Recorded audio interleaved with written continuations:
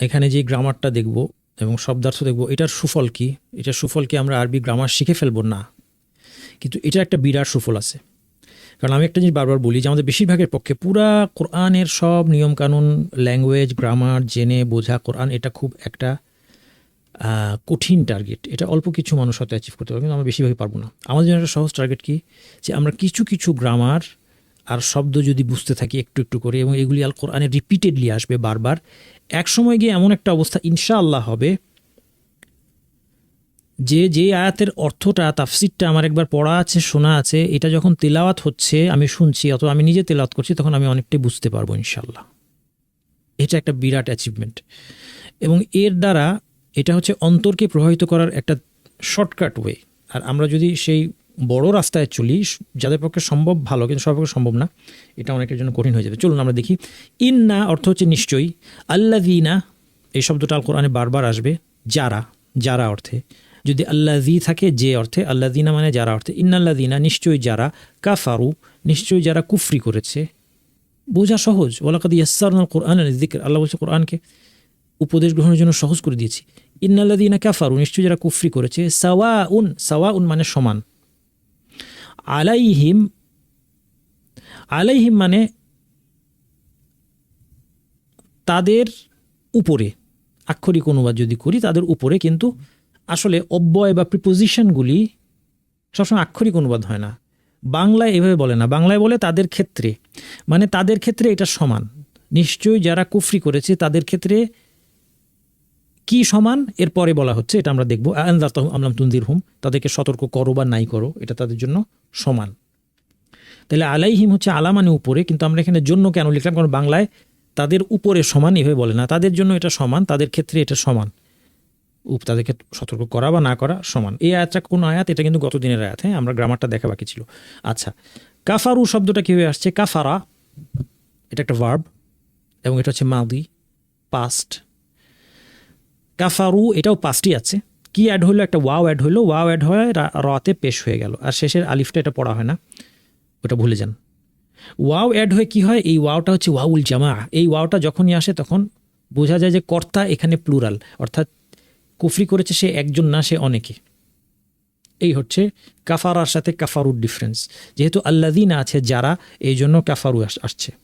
ইন্নাল্লাযীনা কাফারু নিশ্চয়ই যারা কুফরি করেছে, সাওয়াউন আলাইহিম তাদের জন্য সমান। কি সমান? আনজারতাহুম আম লাম তুনজিরহুম, তাদেরকে তুমি সতর্ক করো বা নাই করো। ভেঙে ভেঙে দেখি। আনজারতাহুম শব্দটার দুইটা শব্দ আছে। এই যে প্রথমে একটা আ আছে, এই আ একাই একটা শব্দ, এটা হচ্ছে হামজাতুল ইস্তিফহাম বলে, এটা প্রশ্ন করার জন্য আসে। আমি উদাহরণ দিচ্ছি। আমি যদি বলি সাল্লাইতা, মানে হচ্ছে তুমি সালাত আদায় করেছো। এর শুরুতে আ যদি লাগাই, যদি জিজ্ঞেস করি সাল্লাইতা, তার মানে হচ্ছে তুমি কি সালাত আদায় করেছো। এখানে এটা কোশ্চেন করার জন্য আসে নাই, এটা যদিও হামজাতুল ইস্তিফহাম, কিন্তু এখানে কোশ্চেন করার জন্য আসে নাই। এখানে এই আয়ের সাথে এখানে আম একটা শব্দ আছে, এই দুইটা মিলে একসাথে অর্থটা এরকম হবে, আনজারতাহুম আপনি তাদেরকে সতর্ক করেছেন নাকি করেননি, এরকম অর্থ। দুইটাই সমান, সমান যে এটা আগের অংশে পেয়েছি। আচ্ছা, আনজারতাহুমকে ভেঙে দেখি। আনজারা এটা হচ্ছে পাস্ট টেন্স, মাদি, অর্থাৎ সে সতর্ক করেছে অথবা তিনি সতর্ক করেছেন। আনজারতা মানে আপনি সতর্ক করেছেন। আনজারা থেকে শেষে তা লাগিয়ে দিলে হয়ে গেল আনজারতা, মানে তুমি বা আপনি সতর্ক করেছো বা করেছেন। হুম তাদেরকে, হুম হিম বারবার আসবে, মানে তাদের। তাহলে অর্থটা হলো আনজারতাহুম মানে আপনি তাদেরকে সতর্ক করেছেন। এই আটার অর্থ আমরা বলতে পারি কি না, মানে আপনি তাদেরকে সতর্ক করেছেন কি না, নাকি করেননি। হ্যাঁ, আম নাকি, লাম তুনজিরহুম নাকি তাদেরকে সতর্ক করেননি, আপনি তাদেরকে সতর্ক করলেন কি না, নাকি করেননি, এই দুইটাই তাদের জন্য সমান।